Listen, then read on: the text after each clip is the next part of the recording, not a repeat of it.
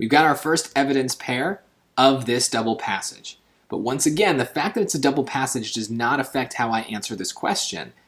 As always, I follow the QLC method because I need to make sure I'm applying the right process. So I need to know what I'm looking for by reading the question, then go to the line references in passage 2 only, but that's fine, doesn't matter, and then find a line reference that supports one of the choices in question 36.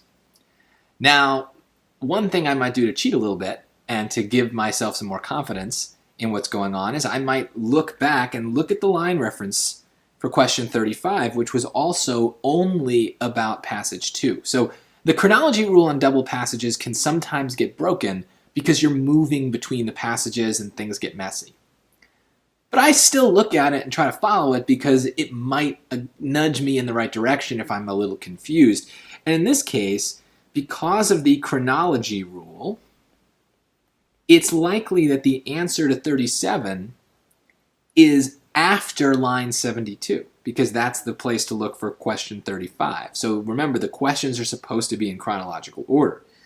So if I go to those line references, I'm already going to be very skeptical of choice A. I still need to read it. I still need to make sure it doesn't fit, but it's out of order. Line references B, C, and D, though, do follow the chronology rule. They would follow question 72 or line reference 72, so they might work. So I got to read everything, but I'm already leaning away from A and towards B, C, and D because it would match with my expectations for how the SAT is constructed. So let's first, though, make sure that we know what we're looking for as we read these line references. It can reasonably be inferred from passage 2 that Brian considers the preference for national sovereignty over foreign rule to be. Okay, national sovereignty over foreign rule. So if you had some trouble with those words, there's a clear contrast they're making. National versus foreign, right? There's a contrast there. You can kind of assume what that means just based on those two words. And we want to know what Brian thinks about it. So one of the things about these historical passages is you usually have a person giving their own opinion. So that can help you, like anything he says is probably going to be what he thinks. But let's take a look. Let's look at 53 to 56, even though we're not convinced it's going to be right. And it says this. If the Republicans are prepared to censure all who have used language calculated to make the Filipinos hate foreign domination, let them condemn the speech of Patrick Henry. Okay, so I barely understand that. That's okay, though, because they're... the Filipinos hate foreign domination. So, I don't know. What does he think? He thinks that that's bad? See, like, I'm not even having trouble getting a sense of what he thinks. He's just kind of stating something here. I don't have a sense of, like, him giving his opinion on it. He's just kind of talking about maybe the Republicans, other people's opinions, not even his own, and maybe the Filipinos' opinions.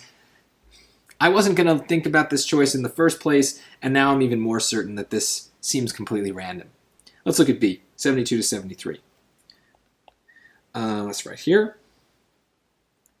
It goes on, and no one can set a limit to its ever-widening influence. Well, here's a case where I would read a little bit beyond the line reference because I don't know what this it is, and I kind of want to know.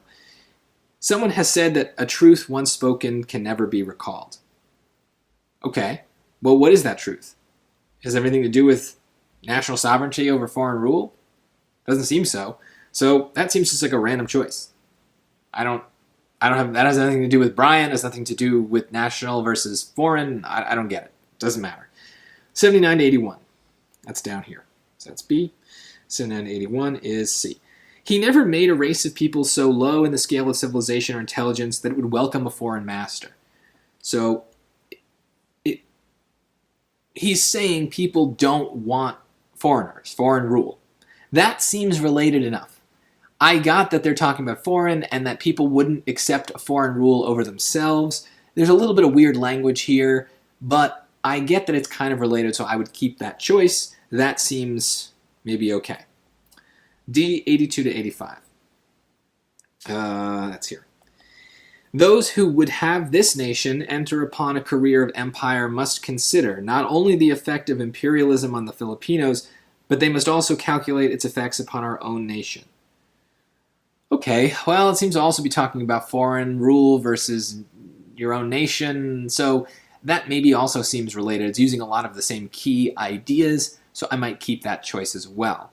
But let's see, we don't need to understand both of those choices perfectly, because now we're going to go to the choices in 36 and see if we can start to find matching ideas to look for in line references C and D. Let's take a look. So he considers the preference for national sovereignty over foreign rule to be a reaction to the excesses of imperial governments in the modern era. Well, I don't remember them talking about this, the excesses of imperial governments in the modern era. Here they talk about imperialism. I don't see them talking about any excesses. And in line reference C, again, he's talking about foreign rule, but he's not talking about any excesses. So that one word seems to be a problem here. I don't have any evidence of that. So I get rid of that choice. It's a sign that the belief in human equality is widespread. Maybe that's true, but he never says that anything about equality. And he certainly doesn't say that it's widespread. That's one of those strong words that would make me nervous no matter what the context, no matter what the passage was. Widespread is a word that needs to be backed up by something. And I don't see him really talking about it being something that's widespread, like people don't believe it all over the place. I don't know. It just doesn't seem to match. It's chess choice C, a testament to the effects of the foreign policy of the United States. Well, they definitely talk about the United States, kind of in choice D, line reference D. So the preference for national sovereignty over foreign rule to be a testament to the effects of the foreign policy of the United States. Well, I don't know. He seems to be talking about, in line reference D, the United States ruling other countries. So this seems to be saying that it's a good thing that people prefer not to be ruled by the United States. Here he's saying that that's what they're doing. I don't know. Something seems off there. Let me look at D. Again, I'm not really understanding it perfectly. That's okay. That might be a sign that it's not right because I'm not seeing the connections. A manifestation of an innate drive in humans towards self-rule. Okay. Well, if God is making a race of people, then that is innate. It is God-given. It is in your genes. So low in the scale of civilization or intelligence that it would welcome a foreign master. So welcoming a foreign master, it's not welcoming a foreign master, meaning that there's a drive towards self-rule. He's saying in line reference C that there are no people who would want to be ruled by foreigners.